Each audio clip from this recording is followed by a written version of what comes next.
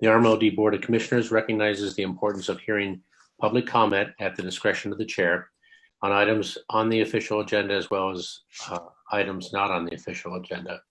We ask that all questions or comments from the public be directed to the chair and that all parties, including members of the RMLD board, act in a professional and courteous manner when addressing the board or responding to comments. Once recognized by the chair, all persons addressing the board shall state their name and address prior to speaking. It's the role of the chair to maintain order in all public comment or ensuing discussion. Mr. Pacino, of course, will be the board secretary.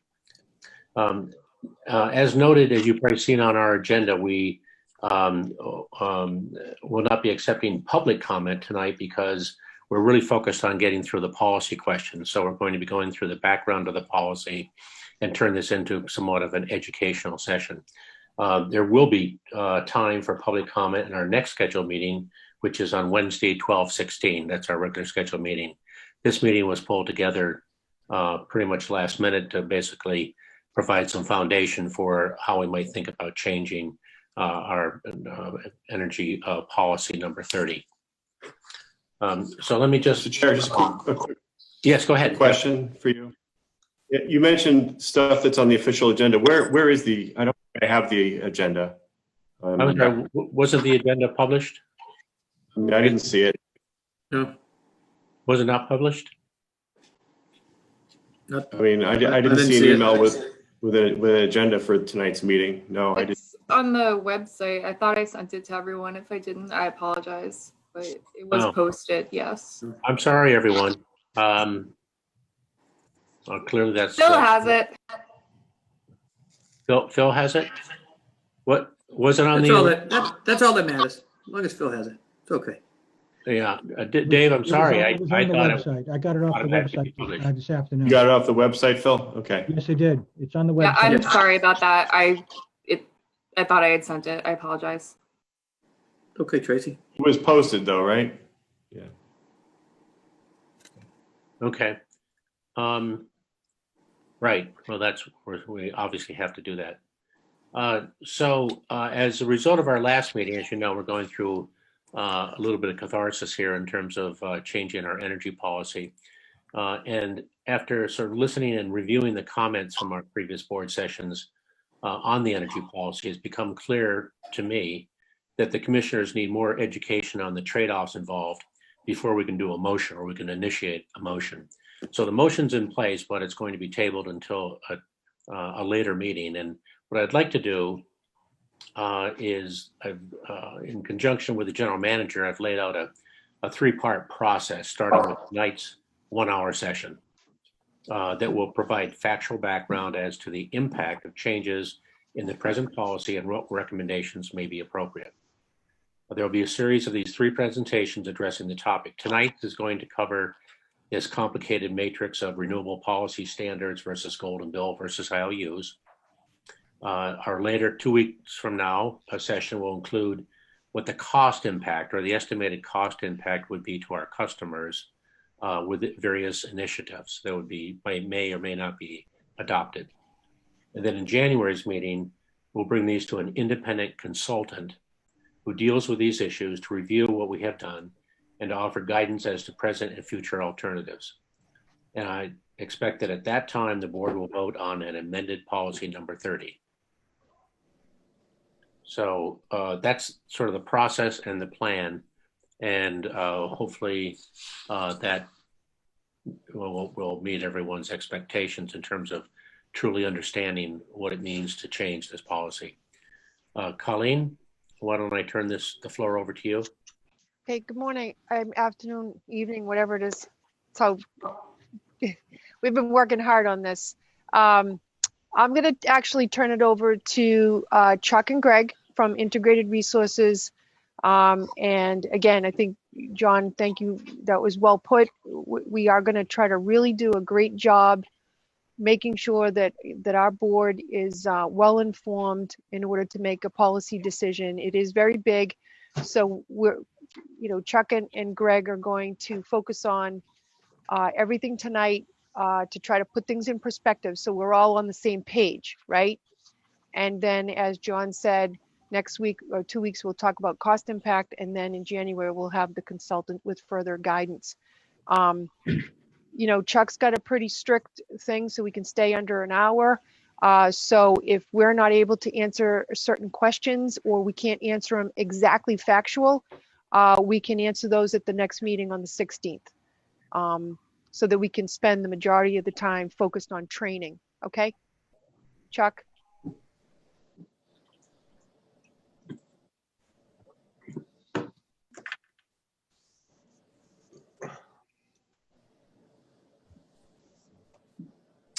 Okay, good evening. You can see the slides, everybody, yes? Yes, yep. Thank you. Yes. Greg Phipps, I'm not sure has been introduced to everybody. He is the Assistant Integrated Resources Director. I'm on board 2 months ago and has so far been enjoying his time. Try to keep him entertained, fulfill his expectations.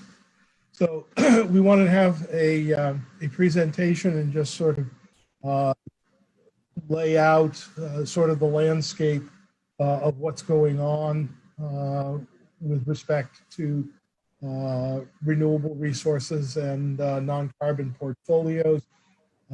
As the chair indicated, this is part of a discussion of Policy 30, which was last updated about 8 years ago. And there have been significant changes in the landscape since then, which the commission would like to address. So we're going to try and lay some groundwork down for that.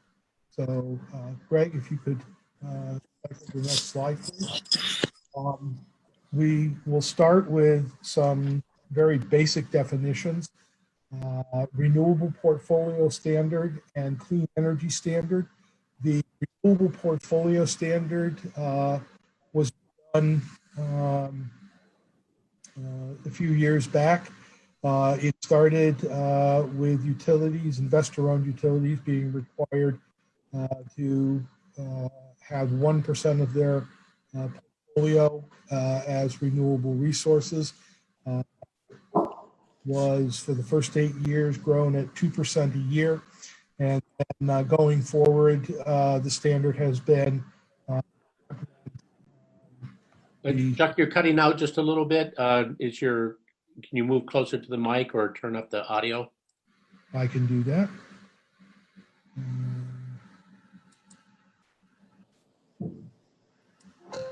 Let me know if that results in feedback. I think it's okay. Okay. So the renewable portfolio standard was the basis for moving forward. Shortly thereafter, a was implemented, and that augmented the renewable portfolio standard. They are a package. It increased the goals for achieving renewable and non-carbon clean energy percentages for the investor-owned utilities. The program still did not apply to municipal light plants. There were a number of additional qualifying resources that were added to the definition, and that had been the standard until fairly recently, when there was an upgrade which resulted in Roadmap 2050. That has now augmented even more the clean energy and the renewable portfolio standards, and gone to a non-carbon goal, 100% carbon elimination from electric generation by the year 2050. So about 2 years ago, the municipal light plants all got together, all 41 in the Commonwealth, and they filed a proposal with the legislature for a program that would set would establish some reliability requirements for municipal light plants in terms of carbon mitigation goals.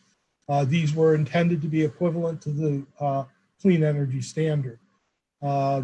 This past July, there were two bills passed, H 4912 and H 4933.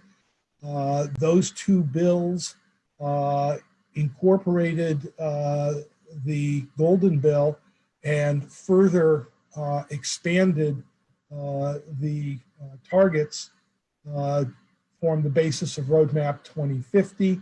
The goal at the end of the day is to be 100% non-carbon by 2050. So H 4933 is still sitting in a legislative conference committee, working to resolve between the Senate and the House what's going to come out. And we're anxiously awaiting the result of that conference committee so that we will be able to finalize a response to the goals that Roadmap 2050 established.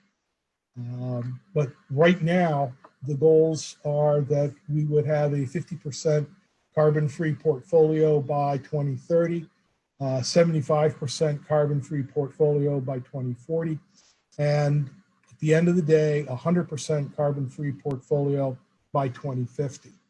So this is kind of where things stand on a legislative basis. Next up, we're going to take a look at actually what RMLD has done in terms of its portfolio management over time. This slide should look familiar. We keep augmenting it and rolling it out every 3 or 4 months. What we have on here, the dotted line, is the original renewable portfolio standard, and the brown line is the RPS goal that was the clean energy standard goal that was established for the IOUs. The golden colored line is what the municipal utilities originally proposed. It started out lower because most of them did not have compliance requirements in place. So we had proposed an accelerated development of renewable non-carbon resources. And then when we got to 2030, we would be in line with and match the IOUs in terms of what they were doing. The new line, the light yellow line that's out there, is the Roadmap 2050. The requirements are spelled out for 2030, 2040, 2050. We have filled in the spaces in between and used the 20% compliance requirements from the clean energy standard as the baseline for 2020. So this chart is a little different than what you've seen before. We have extended it from 2040 out through 2050 so that there's a better picture of what the resource portfolio looks like. Very quickly, the light blue line at the bottom is hydro. The hydro from 2041 to 2050 is our NIPA allocation. The NIPA is federal preference power. It doesn't produce RECs, but it's grandfathered. So that will be one of our first compliance efforts for non-carbon, would be the federal preference power out of the NIPA program. The next line up, the green, is the Palmer Biomass Project, subject of significant discussion of late.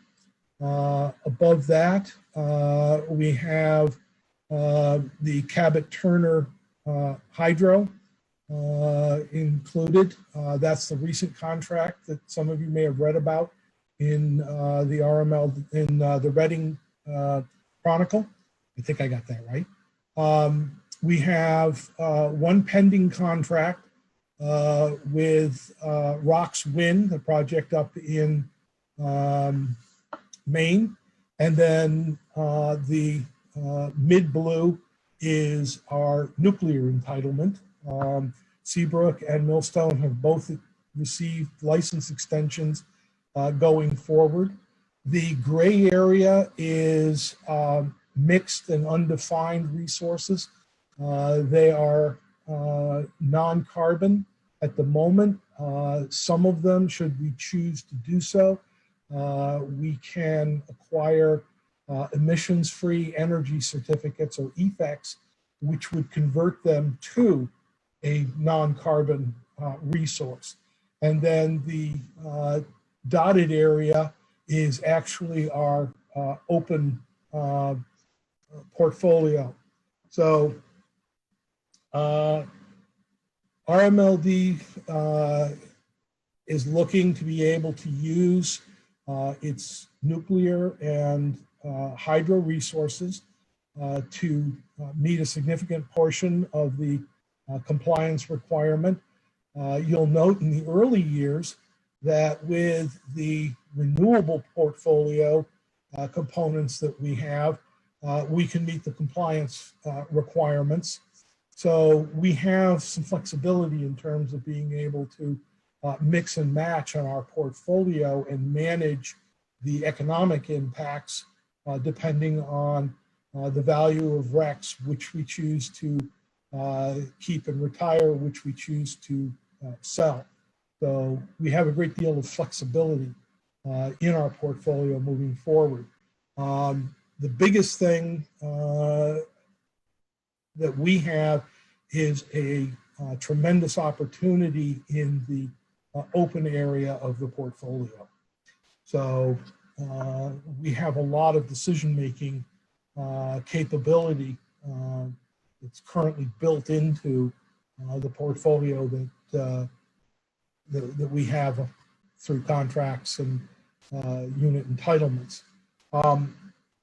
So that's the resource pool that we have. And the next slide, we start to look at how things stack up with our portfolio and what we can do with it. I'm going to start at the bottom.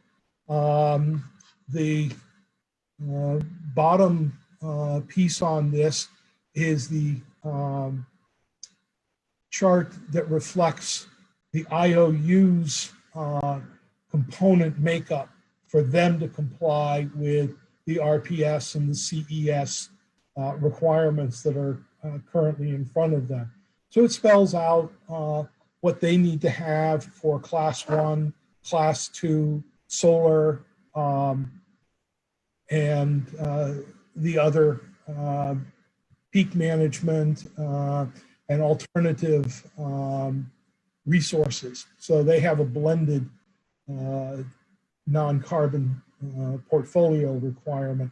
Now, if you look at the total numbers on the bottom lines, it looks like they have a very significant compliance requirement, but it's important to note that that chart reflects the requirements for the residual load. There is a significant portion of load within investor-owned utility service territories that is under contract between retail load and third-party vendors.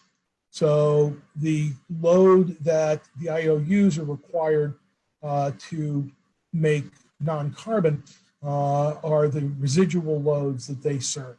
And this then structures their requirement.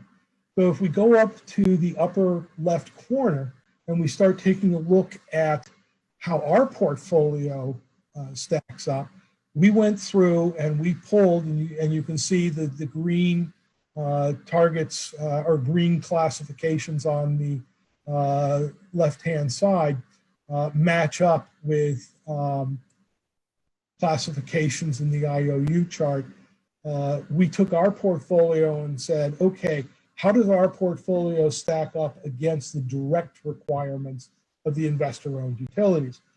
And if we try to do a verbatim comparison, we don't get a lot of benefit. Our portfolio wasn't built along those requirements. Our portfolio was built for other structural benefits, rate impacts, flexibility going forward, risk mitigation, and it did not tie out very well against the IOU's requirements in the RPS.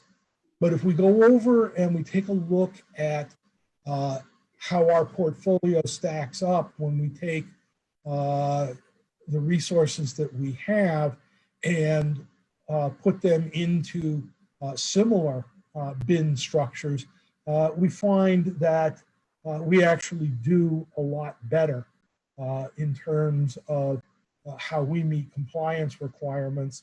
And this ties out fairly well, actually, with what you saw for our load, because much of our load is already capable of carbon-free recognition. We would have to acquire some effects. We would have to retire RECs. But for the most part, we don't have a lot of residual carbon production in our portfolio. So we stack up fairly well when we use similar binning opportunities compared to what the IOUs need to use. So I guess we could go to the next slide. So we took a look and we said, how compliant are we over time? The top row on this lays out the target requirements for non-carbon component of our resource portfolio. And again, this will match the 20% in 2020, 50% 2030, 75 in 2040, and 100% in 2050. So those are our non-carbon goals. How do we stack up? Given our current portfolio going forward, our non-carbon component is 32% in 2020, 46% in 2030, 36% and 18%. And the 36 and the 18 reflect the expiration of a lot of those contracts and the opening of area under the load curve for us to address. Those are opportunities as we move forward and new resources are developed over time. We will continue to fill that portfolio out. But at this point where we sit, we are 12% to the good. We can meet the roadmap 2050 carbon goals for 2020. 2030, we're very close. It will not take much effort over the next 10 years for us to make that compliance target. And then going out, we'll have the opportunity to build our portfolio based on how technology has developed, what's available for dispatchable renewable resources, combination projects under the CPS, which would include battery storage for peak mitigation projects, and things that we can do here within our service territory for electrification, where we reach into transportation sector and the building envelope sector to make them less carbon dependent or carbon emitting. So if you take a look, what is really important here is that we are 66% carbon in 2020. That can be changed. As I said, we can get some effects and bring that number down. But more importantly, going out, we do not have a carbon-rich portfolio that we have to correct. We're extremely low carbon. The 2% represents our Stony Brook projects, their peaking units. Most of what we have is opportunity, and that's in the open area where through 2030 and 2050, we are 50 to 80% open and have the opportunity to develop our portfolio without having to mitigate carbon emitting resources. So, Greg, can we go to the next slide, please? I was told to keep my remarks brief, so I did. I guess we'll have a little more opportunity for Q&A.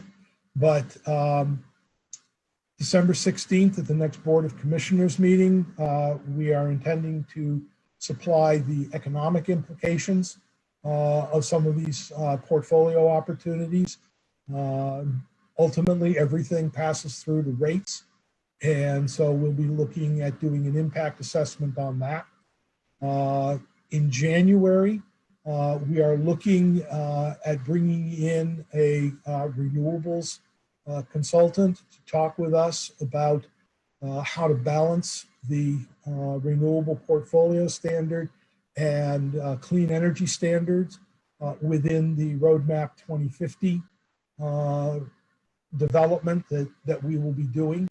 We think that that's an important component for the Commission to consider as we start to look at what sort of policy choices ought to be made. And then from these three presentations, we'll be looking to do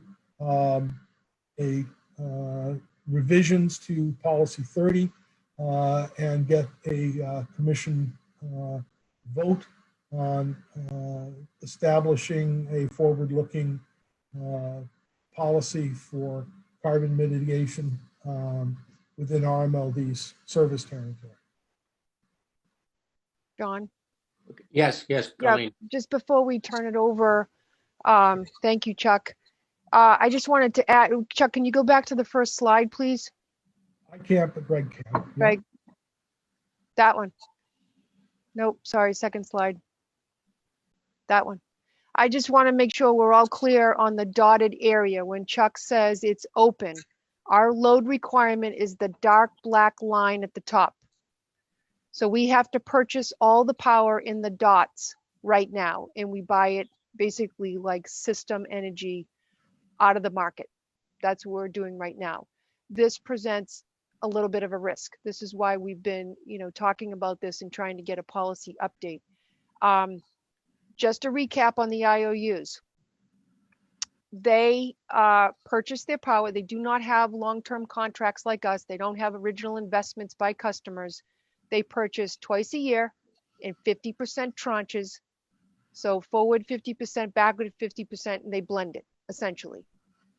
They buy system energy. It's a disclaimer on their bill. It's just a big gray blob of energy.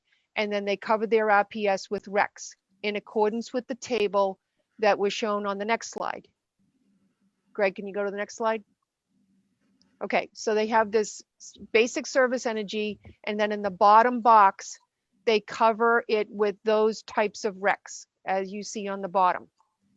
So just want to make sure we're all clear on that. And as we go forward with this policy, and when we talk about cost impacts next in 2 weeks on these tables, I just want everyone to understand where we are presently with other goals that come into this type of policy. We need to recognize that we have to balance the current mission statement that tells us as the RMLD to have low cost electricity. So when things change, we have to understand that there are other elements and other policies and mission statements that we would have to change as well. Mitigating power supply risk. When you saw that open, that's a risk because the market costs right now are fairly low, and we've been adding renewables to that. But without a policy, we very quickly want to try to fill in a lot of those gaps to make sure, because if the market costs go up, then our costs are going to go up, and that type of risk for capacity and transmission and things of that nature are going to be impacted. Increasing our electrification efforts. We want to do that because we've lost kilowatt hour sales over the last years due to energy efficiencies. And then the last, we want to maintain economic development through the RMLD for our 4-town customer base. That includes your residential and your commercial industrial, meaning that when we look at the cost impacts, we have to be very careful. We do economic development here. We're trying to increase our electrification, and we have to balance not losing customers who are here because we're an MLP and because we have long-term contracts and we keep the prices low. So so by reaching out to 2050 and things like that, we all know that there will be costs notwithstanding that we will have to increase by. But I think we want to take a very good look at all of the things that I just told you that we have to keep in mind when we're making the decision. So we will include those things that I just talked about 2 weeks from now when we talk about the cost impact. So everyone has a clear understanding what those are going to be and everything that it impacts, including the 3 other towns aside from Reading. That was all I had to say. Thank you, Colleen. I'd like to open the floor to the Board of Commissioners right now. Anyone on the board care to make any comments or have any questions? Hi, John. It's Bob. Yes, Bob. Quick question, Chuck. Understanding that system energy is going to change over the next 30 years, right? That by default, it's going to become more of a renewable resource. How does that? I know you're not. Doesn't seem like you're managing that into the calculation. I don't know how you could at this point because it's just a number. But what's your thought on that? Well, we use a number of agents to help us locate power supply resources. One of the most important for us is Energy New England, ENE, where we are a member. And in fact, we recently rejoined the board of directors there because that is an important resource for us, and we want to have a say in how they go about looking for things. They are networked very well. They have brought us, I think, the last 4 contracts that we have seen for renewable resources. Those are the type of resource that primarily we're looking at. We also have a principal vendor, NextEra, the world's largest renewable resource generator, and they're always bringing us opportunities to look at.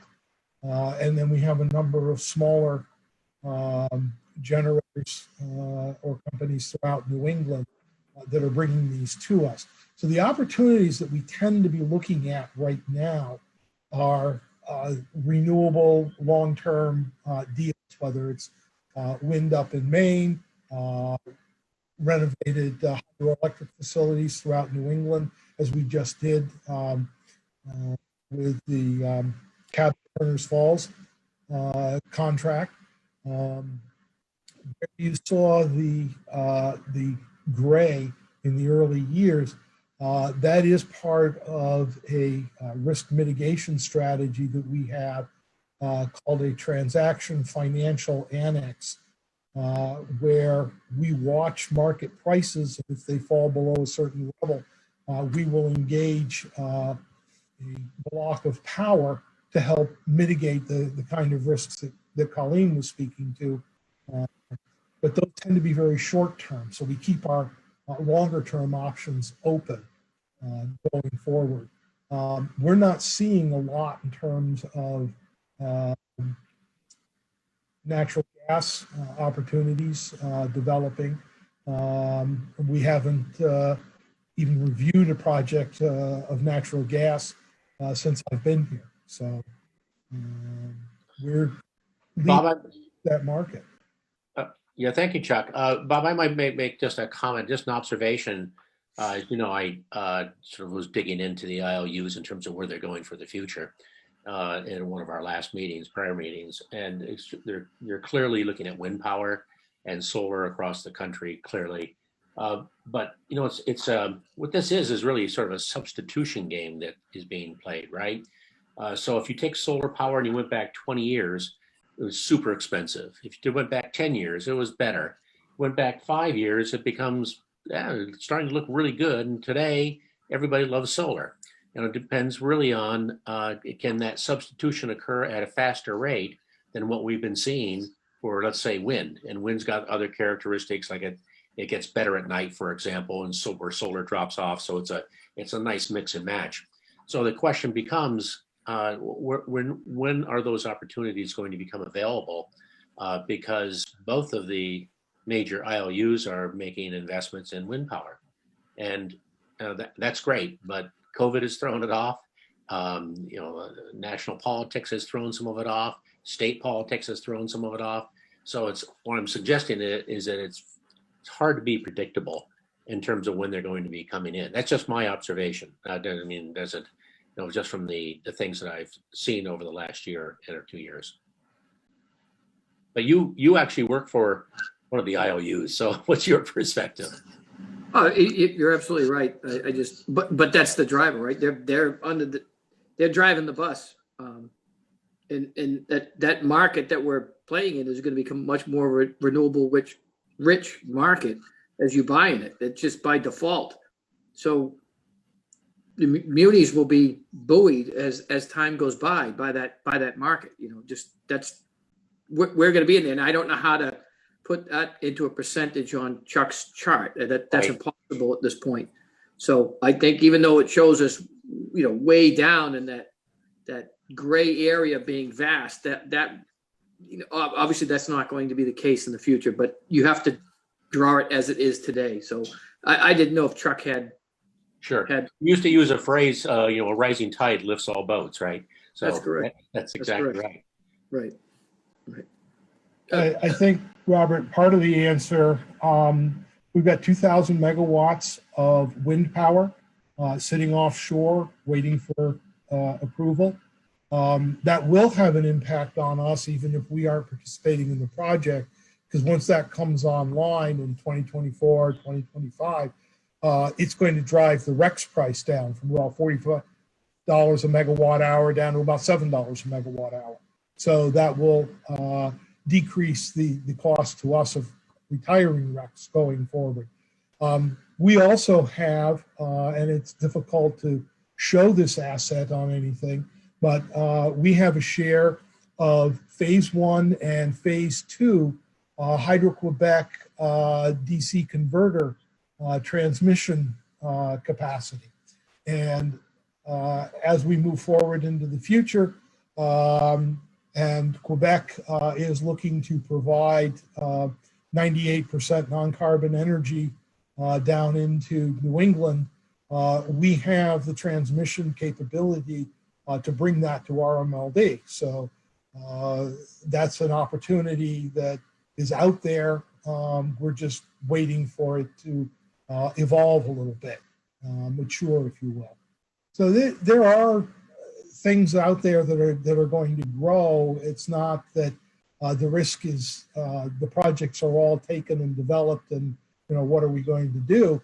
It's that these opportunities are going to evolve over time. We have two that we worked on recently, which are blends, again with NextEra, but the Chariot Solar project, we have signed a contract with NextEra for essentially a fixed block, a 24/7 block of power.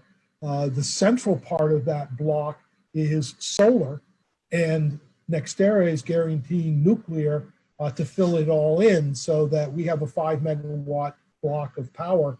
What solar doesn't produce within that block, we'll get from nuclear. So it's going to be a composite, but it's going to have some reliability benefits, capacity offsets, and compliant with Roadmap 2050. So I see that opening more as opportunity than challenge, but I'm going to be retired long before Greg has to fill it. Comments from any other commissioners, please? Yeah, Mr. Chair. Yes, Dave.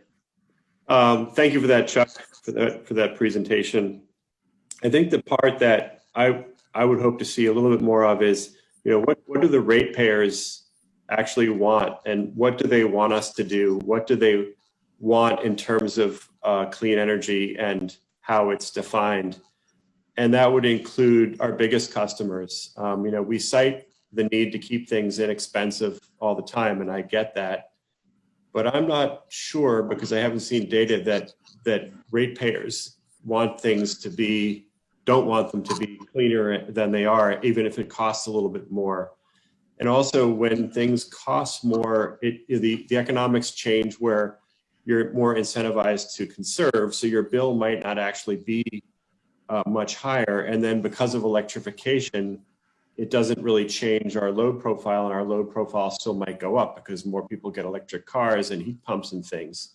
So, where I get concerned, where in pursuit of we must be inexpensive all the time, we end up, lobbying for and financing, a highly controversial wood and gas burning plant in a downtown neighborhood in Springfield, and lobbying for language in a House bill to make that be called renewable and non-carbon. And we've mentioned the House bill here, but not the Senate version, which would not allow it to be so characterized. So when we feel so compelled as an organization to push for that kind of characterization of that kind of plant, I feel like maybe that's where the conversation needs to be happening with the ratepayers and with the board of, hey, what do we really want here? What are we really doing? What is our policy? So the conversation, thank you for having more meetings, but that's kind of, I hope that made sense. Dave, I think that makes a total sense. It really gives sort of the flip side of what we're trying to do, and I really appreciate that. Just 1 second, Colleen. And I think that to find out what consumers want. I mean, as well as I do what you have to do. You have to run surveys. You have to do testing. You have to find out that's costly. Takes time to do. I'm not saying we shouldn't do it, but if you get back by the same token, if you get back answers you don't like, then right? No, sure. You have to accept those, right? I mean, as you can imagine, our industrial customers will go, my God, I use huge amounts of electricity, and it really impacts my product costs, everything in my area, and if I decide to move, well, that's just one element of what is a nail in the coffin for them. They move, we lose a lot of jobs, and then everything starts crumbling, if you know what I mean. So you have to be very careful. But I agree with you. There could be a flip side to how all this plays out, and that's why I think that we need to be focused on it. And just to follow up real quick on that, and I've heard that sort of line of argument stated in our meetings a number of times. What I haven't heard is our actual industrial companies, especially our leading one, Analog Devices, come out and say, "Yep, I want you to fund and finance a biomass plant in a downtown city because I want to save a few dollars on my electric bill." I mean, if the industrial customers were actually saying that, then that would mean something to me. But I haven't heard them saying that, and I would have a hard time saying that would be where they would come from. That they may have mission statements that, in fact, want them to be more sustainable and renewable meaning true renewable, where it's not just burning gas and wood, trucked down 100 miles down the Mass Pike. So, I think I'd like to hear, as part of our any ratepayer input from our biggest customers, hey, what do you really want? Is this what you want? So, Dave, we're in the process of forming a committee to go over and talk to them, and you're going to be leading that committee. Great. I accept that. I'm just kidding.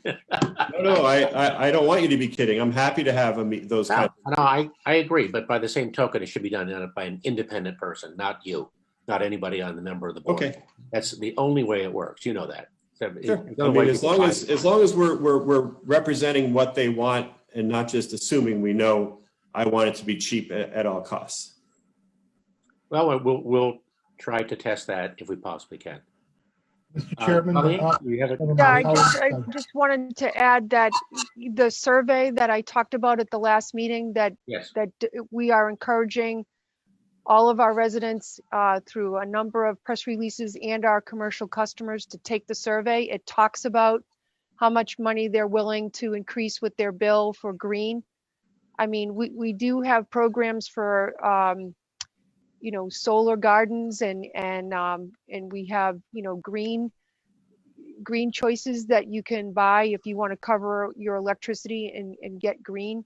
I can specifically go with Chuck or have a virtual with Analog, who I was personally involved in bringing them to Wilmington with their 4 other town choices that they made to come here. And at that time, which was 6 years ago, was significantly based on our low MLP rates compared to the IOUs. I mean, that was at the time. And you make a good point, Dave. So when I go back and talk to them as part of this survey, I will get input on that specifically and bring it back to you. But yes, we obviously can't meet with everybody, especially because we're still in virtual COVID, but please encourage everybody you know to take that customer survey. It's on the website right now. And there's a residential and a commercial piece, and you can speak right to us right on there, because there's comment sections and everything that you can tell the person who is the person calling you. Or if you do it online, you can type it in. Thanks. Chairman? Yes, go ahead, Chuck.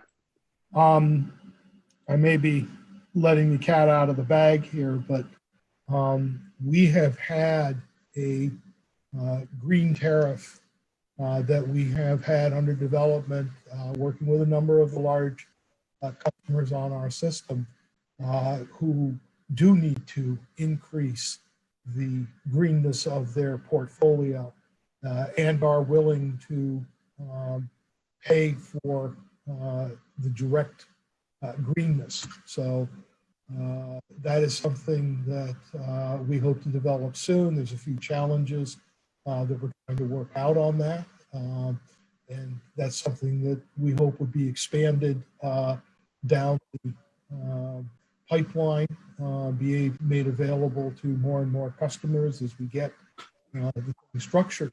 But we are looking at a green pricing tariff to increase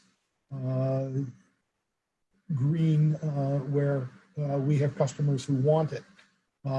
In addition, I would remind the commission that when we launched our electrification programs, we committed to any new load that resulted from those programs would be served by 100% non-carbon emitting resources. It didn't make any sense to us to be taking carbon emitting gas powered vehicles off the road, putting an electric vehicle out there and charging it with carbon emitting electric energy. So that was there. I'm really hoping Tracy took good notes, and it's in the board minutes someplace that we did that.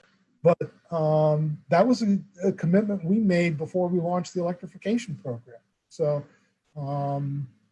I hope that we're acting in response to the policies and the will of the commission in terms of how we develop our stewardship and our resource management.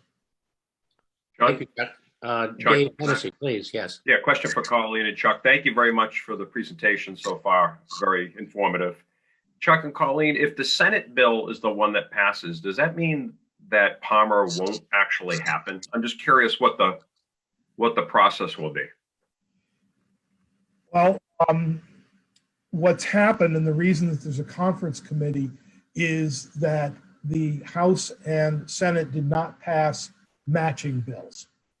So they take a pile of the bills that they each passed and they exchange them and they compare what's in those bills. The Senate will look at the House and say, absolutely not, certainly a must-have, and let's talk about it. So there's 3 piles that the Senate produces from the House bills. The House does the same thing. They take the Senate bills and go through that. I am not well acquainted with the bills through the Senate because the Golden Bill was a representative chamber issue. So we followed that one. But what the conference committee is going to do is determine what gets accepted, and then that pile of accepted legislation goes and gets signed by the governor. Now, the governor is already, at least with Roadmap 2050, needs some sidebar letters and some direction that he provided to his administration in terms of how he wants things defined and how he wants things carried out in order to comply with that. But I don't know what's in the specific Senate bills that are being referred to and what those will result in as an outcome. And Colleen may be able to speak to what the governor has done with pending legislation in terms of side letters and directives to his administration. Are there any other questions from members of the board? If not, I'd like to have a motion for adjournment. And as I mentioned before, we will accept in our next meeting public comment. I'm sorry about it tonight, but this was a special session to basically just get some of the facts out there. We'll augment that in our next meeting. And I hope you all can make it. And so let's move forward. I just want to make sure that Tracy uploads this to the website, if you could, since it wasn't. Yeah, can someone send it to me, please? I haven't seen it.